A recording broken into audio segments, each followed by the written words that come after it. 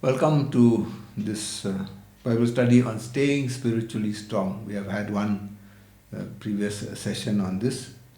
We need to be strong in these days when we have so many difficulties in our lives.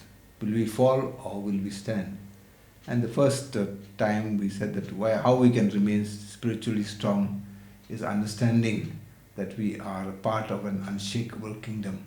And today we will be looking at prayer, and two parts of that prayer should be yours and mine individually, and God will accept our prayer. That is how we can stay strong.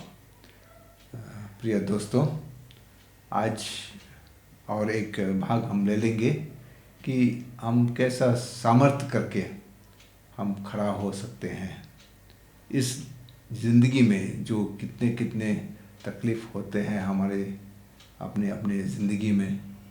हम कभी कभी गिरने भी लगते हैं, पर हम याद रखना है कि हम सामर्थ्य करके रहना है और हम गिरेंगे नहीं, क्योंकि परमेश्वर का वचन हमारे साथ तो है। और इस सामर्थ्य के लिए बहुत बहुत वचन हमको बहुत याद दिलाते हैं, और हम इस वक्त में थोड़ी सी हम याद करेंगे कैसे हमको सामर्थ्य मिलेंगे रहने के लिए। पहले बार हम याद रखा है कि हम सामर्थ्य रह सकते हैं क्योंकि हम समझ सकते हैं, हम समझते हैं कि हम एक राज्य के में है जो इस राज्य हिलता नहीं। हम भी हिलेंगे नहीं क्योंकि इस राज्य हिलेगा नहीं। इस दुनिया के राज्य हिलते हैं, गिरते हैं, पर परमेश्वर का राज्य तो हिलता नहीं। उसके लिए हमारा ज़िंदगी भी नहीं हिलते हैं। आज के लिए हम याद रखेंगे कि और एक रास्ता है जो हम नहीं हिलेंगे, और ये है प्रार्थना का। प्रार्थना का कुछ 2-3 बार हम लेसन ले लेंगे कि कैसे प्रार्थना हमको मदद कर सकते हैं हम नहीं हिलने के लिए। तो एक मूलत तत्व या मूल तत्व भाग्य है कि जो हम सामर्थ्य करके रह सकते हैं कि प्रार्थना से। बहुत बहुत लोगों, कुछ महान लोगों भी हैं, उनको भी दोष लगते हैं कि उनके प्रार्थना की जीवन है बहुत। ये बोनहोफर भी है, मार्टिन लूथर, इन लोग भी समझते हैं कि उनकी जीवन भी, प्रार्थना का जीवन बहुत, उनको वे समझते हैं कि उनकी जीवन भी कम है, उनकी प्रार्थना का जीवन कम है।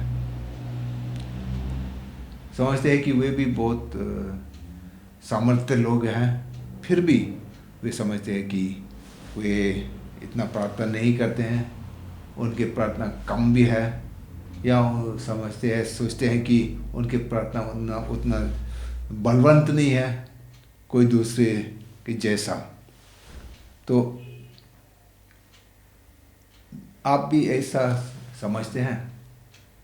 हमारे जीवन में हम इतने हमको लगता है कि हम कमज़ोर हैं ना। हम सब समझते हैं कि हम कमज़ोर हैं, और आप भी समझते हैं कि आप देख के कोई दूसरे की उनकी प्रार्थना इतना शक्तिशाली है, इतना शक्ति से वे प्रार्थना करते हैं, पर हमारा प्रार्थना इतना कमज़ोर है। मैं उतना प्रार्थना कर सकता है कि नहीं? तो ऐसा समझना नहीं, क्योंकि पहले कदम है कि आप नहीं समझना है कि कोई दूसरे की प्रार्थना आप उनके जैसा प्रार्थना करते हैं, करना है। कि हम देखते हैं कि किसी का प्रार्थना बहुत बलवंत जैसा लगता है, वो उनके आत्मा से वो इतने प्रार्थना करते हैं, तो हम समझते कि ओ मेरा प्रार्थना तो उतना ये नहीं है, उतना बलवंत नहीं है। तो वो नहीं है। हम दूसरे से भी हम सीख सकते हैं, उनके जैसा, उनके जीवन से हम सीख सकते हैं, पर हमारा प्रार्थना हम मिलना है कि उस प्रार्थना जो मेरे लिए ठीक है, उस प्रार्थना जो आपके लिए ठीक है। आप मत समझिए कि दूसरे की प्रार्थना अच्छा है, मेरा कम है। नहीं, जो आप प्रार्थना करते हैं वो ही आपके लिए ठीक है, वो ही आपके लिए बहुत अच्छा है। ठीक है।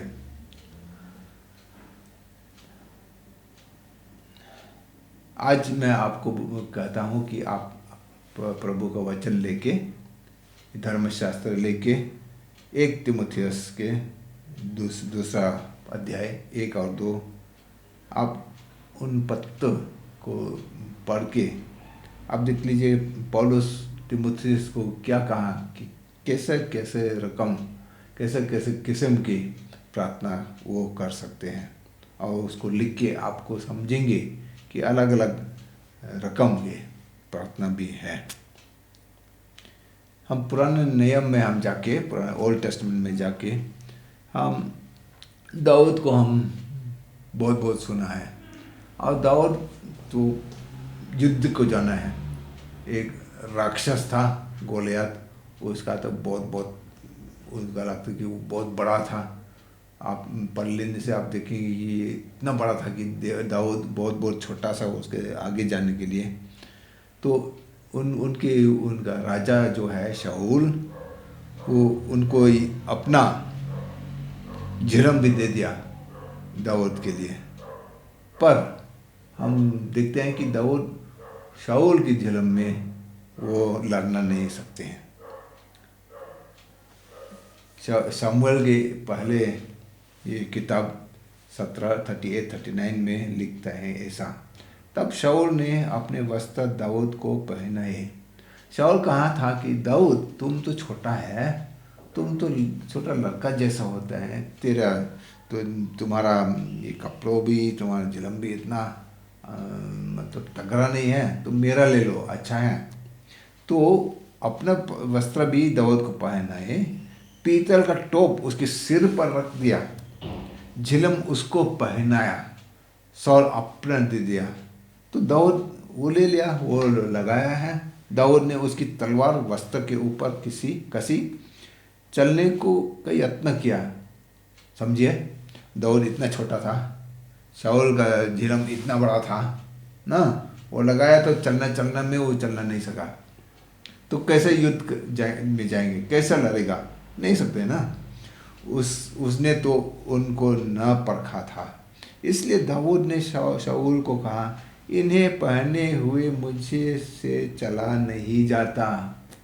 दाऊद तो जल्दी का भाग सकते थे अपने आप से, क्योंकि वो परमेश्वर के साथ में लड़ते थे, परमेश्वर उनके साथ थे।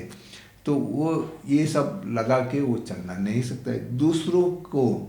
दूसरों के जो उनके सामान हमारे लिए अच्छा नहीं। दाऊद बोला, मुझसे चला नहीं जाता क्योंकि मैंने नहीं परखा, ठीक नहीं है मेरे लिए, वो कहा था। तो दूसरे लोग दूसरे रकम में दूसरी तरह से हम प्रार्थना करते हैं। मेरा और आपका अलग हो सकता है। मत समझिए कि मेरा प्रार्थना आपके लिए अच्छा होगा, अलग। और हमारा जो प्रार्थनाएं जीवन हो सकते हैं वो भी कम हो जाएगा, हम कमज़ोर हो जाएंगे यदि हम दूसरे धार्मिक लोगों को हम उनके पीछे जाते हैं उनके लिए। तो आप मत्ती 6:5 और 6 आप पढ़ लीजिए। मैं आपके लिए मैं पढ़ता नहीं, मैं आपके लिए बताता भी नहीं। आप वचन में जाइए या किसी को आप पूछ लीजिए बताने के लिए, आप पढ़ नहीं सकते हैं तो मत्ती के सुसमाचार किसी को बोल दीजिए कि आपको पढ़ लेंगे। मत्ती 6:5 और 6 पढ़ के आप सोचिए, क्यों हम दूसरे की प्रार्थना नहीं करने हमारे लिए, अपना प्रार्थना मेरे लिए। हाँ, तो आपके लिए आपकी ही प्रार्थना अच्छा होगा, वो उस सुसमाचार में चाहिए।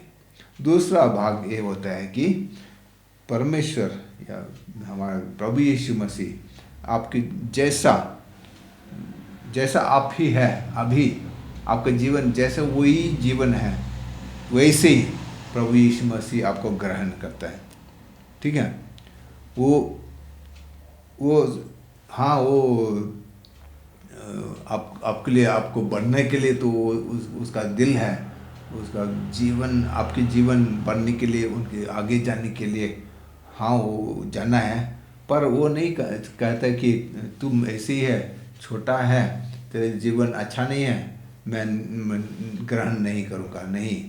रोमियो में 15:7 में ऐसे लिखा है, इसलिए जैसा मसीह ने भी परमेश्वर की महिमा के लिए तुम्हें ग्रहण किया, ठीक है, जैसा मसीह ने भी परमेश्वर की महिमा के लिए तुम्हें ग्रहण किया, जैसा तुम्हें, just as I am, English में कहते हैं जस्ट एज आई एम, तुम्हें ग्रहण किया है, वैसे ही तुम भी एक दूसरे को ग्रहण करो। बहुत अच्छा है कि हम उतना जोर वाला, शक्ति वाला नहीं होना जरूरी नहीं है, परमेश्वर हमको ग्रहण करते हैं। आप लूका 15:11 से 20 पढ़ लीजिए, वहाँ में लिखा है कि आप उस वचन वहाँ में से पढ़ लीजिए, 15:11 से 12 लूका का, और इस सवाल को आप जवाब दीजिए कि वो पिता जो था, उसका बेटा उनके साथ आने वाला था, वो ठहरा है कि वो जब तक वो परिपूर्ण था, वो ठहरा पिता, वो ठहरा है कि नहीं, कि जब ये उनका पिता, उनका पुत्र पूरा सही हो गया, नहीं। आप पढ़ लीजिए कैसा हुआ, वो पिता कैसा उनको लेके, उनके पकड़ के उनको अपने गोद में ले लिया। और यूहन्ना का सुसमाचार 8:3-11 भी, उसको भी पढ़ना। मैं आज बहुत छोटा सा दे दूँ, बहुत ज़्यादा लंबा नहीं, पर आप तो पढ़ना है, देखिए, क्योंकि परमेश्वर का वचन आपके लिए है तो आप ही पढ़ना है, मैं आपके लिए पढ़ूंगा नहीं। यूहन्ना 8:3-11 आप देख लीजिए, दो तरीके के मनुष्य थे, एक था यीशु और एक था फरीसी, और उनके जैसा कैसा उनकी सोच अलग अलग हो गए।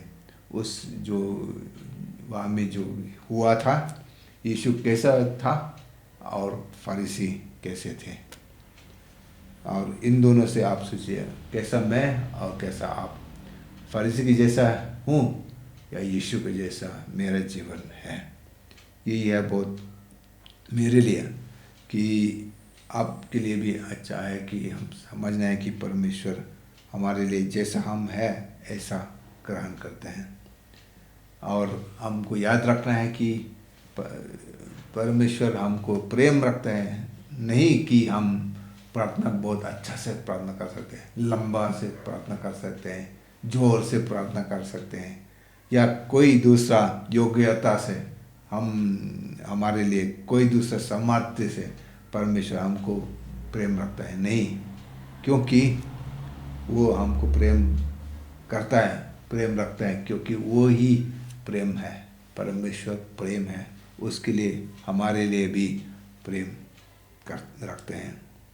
आप परमेश्वर को कैसे आप समझते हैं? परमेश्वर वो स्वर्ग में बैठते हैं, दूर दूर, वहाँ में स्वर्ग में वो परमेश्वर बहुत सबको सृष्टि किया है, वो बहुत जोर से बहुत दूर है, बैठता है, आपके साथ वो बात नहीं करते हैं, आपको समझते नहीं, आपको सुनता नहीं। आप समझिए कि आपको आपके प्रार्थना जवाब देने के लिए परमेश्वर बहुत प्रसन्न होते हैं। हमारे प्रार्थना के जो भी आदमी है, जो भी मनुष्य है, उनके प्रार्थना को जवाब देने के लिए परमेश्वर को प्रसन्न बहुत लगता है। लूका 11:13 में ऐसे लिखा है, सो जब तुम बुरे होकर अपने लड़के बालों को अच्छी वस्तुएं देना जानते हो, तो स्वर्गीय पिता अपने मांगने वालों को पवित्र आत्मा क्यों ना देगा? समझिए, क्यों ना देगा? परमेश्वर आपको सुन लेगा, आपका जो प्रार्थना है वो किसी तरह से वो जवाब दे देंगे। आने वाले लेसन में हम हम फिर याद रखेंगे कि परमेश्वर कैसा हमको जवाब देते हैं। तो आप अपने दिल में, अपने हृदय में आप लगेंगे, आपको समझेंगे कि परमेश्वर पिता, हमारा पिता, उसका उसका ये बहुत प्रसन्न है कि हमारी प्रार्थना को सुनने के लिए। इसी से हमारा शक्ति मिलेंगे, इसी से हमारा सामर्थ्य मिलेंगे। जो भी हम मिलेंगे इस जीवन में, जितना तकलीफ होता है, जितना दुख है, परमेश्वर के साथ हम लेके वो समझेंगे, वो सुनेंगे और हमको जवाब दे देंगे। इसी से हम हिलेंगे नहीं इस जीवन में। यीशु मसीह के नाम में जय मसीह, आमेन। परमेश्वर हम तेरे साथ हम आते हैं यीशु के नाम में, यीशु के नाम में। प्रभु यीशु मसीह, हम इतना कमज़ोर है, हम बलवंत नहीं है, पर हमारा उम्मीद है, हमारा पूरा विश्वास है कि हमारा विनती, हमारे प्रार्थना जो आता है, जितना हम प्रार्थना, जितना कमज़ोर है भी हमारा प्रार्थना, फिर भी तो हमको समझ के, हमको सुन के, और तेरे हृदय हमारे लिए है, हमको सामर्थ्य देने के लिए। इस प्रार्थना, छोटी सी विनती में प्रभु यीशु मसीह के नाम में प्रार्थना करता हूँ, आमीन।